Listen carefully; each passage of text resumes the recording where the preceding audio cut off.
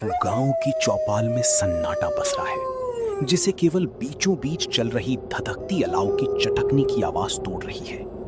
आग की नारंगी रोशनी आसपास बैठे लोगों के चेहरों पर लंबी डरावनी परछाइयां बना रही है। बैकग्राउंड में कुछ ग्रामीण एक कोने में सिमटे हुए कानाफूसी कर रहे हैं। उनकी आंखों में दहशत साफ देखी जा सकती है। राजू अलाव की ओर देखते हुए अपनी आवाज को धीमा सब कहते हैं उस खंडहर में मौत है बबलू, पर मुझे लगता है वहां सिर्फ सच छिपा है। बबलू चौंक कर चारों ओर देखता है, मानो दीवारों के भी कान हो।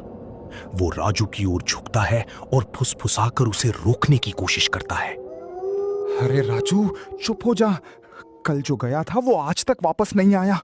तू क्यों अपनी जान जोखिम में डाल रहा है? देख रहे हो उन लोगों को, सब डरे हुए हैं। राजू अलाव की लपटों में घूरता है। उसका चेहरा स्थिर है, लेकिन आंखों में एक अजीब सी जिद है। अगर डर के ही बैठे रहे तो गांव का सच कभी बाहर नहीं आएगा। लोग तो कल भी डरे थे और आज भी हैं। राजू अचानक खड़ा हो जाता है। वो अपनी चादर कंधे पर ठीक करता है और बबलू की तरफ हाथ बढ़ाता है। चल, आज रात हम उस खंडहर में जाएंगे। उस ताबूत को देखकर ही रहेंगे। सच चाहे जो हो, आज की रात आखिरी होगी। बबलू कांपते हुए अपनी जगह पर बैठा रहता है। वो राजू की पीठ को जाते हुए देखता है। ग्रामीण कानाफूसी बंद कर देते हैं और डर से पत्थर की तरह जम जाते हैं।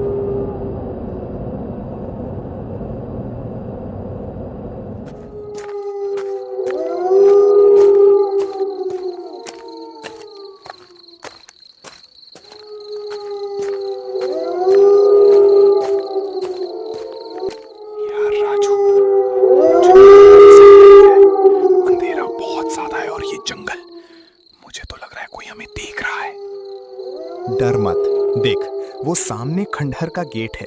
हम बस वहां तक पहुंचेंगे और फिर वापस आ जाएंगे। वे दोनों गेट के सामने आकर रुकते हैं।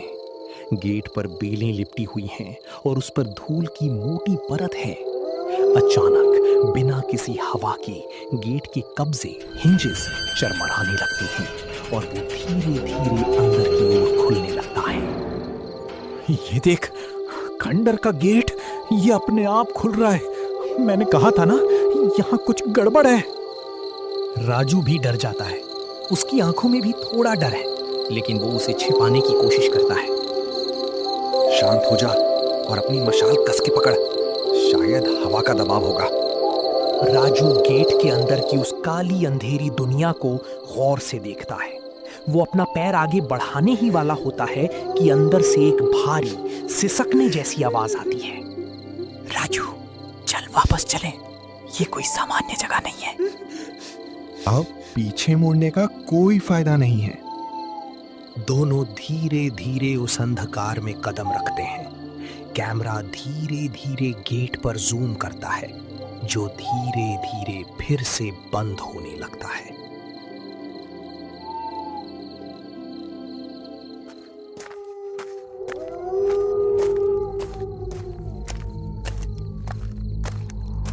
हॉल विशाल और डरावना है।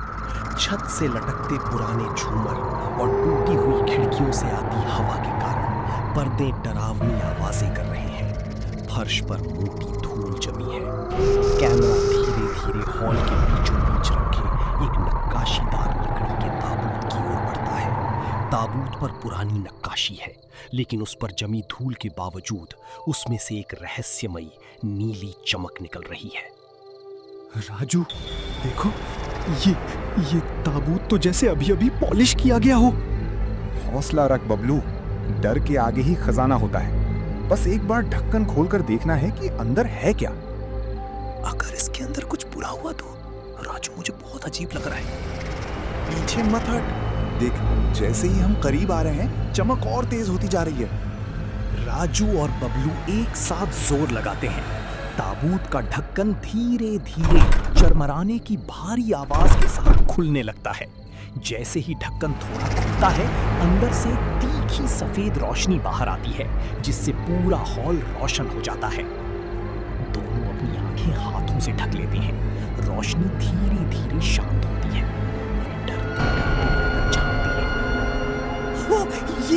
क्या है?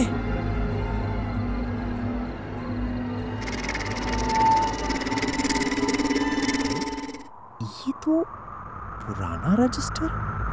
रजिस्टर? ये तो हमारे गांव का 50 साल पुराना सरकारी हिसाब है। इसमें तो वो सब लिखा है जो सरपंच जी ने हमसे छिपाया है। ये काला चिट्ठा है उनके पापों का। बहुत जान लिया तुम दोनों ने, अब यहां से जाने का रास्ता बंद है। वो देखो, भागो।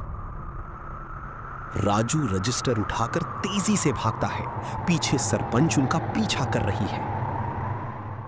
वे हांफते हुए गांव के पास पहुंचते हैं और पीछे मुड़कर देखते हैं। उसी समय दूर खंडहर से एक आवाज आती है और ताबूत का ढक्कन जोर से बंद होता है।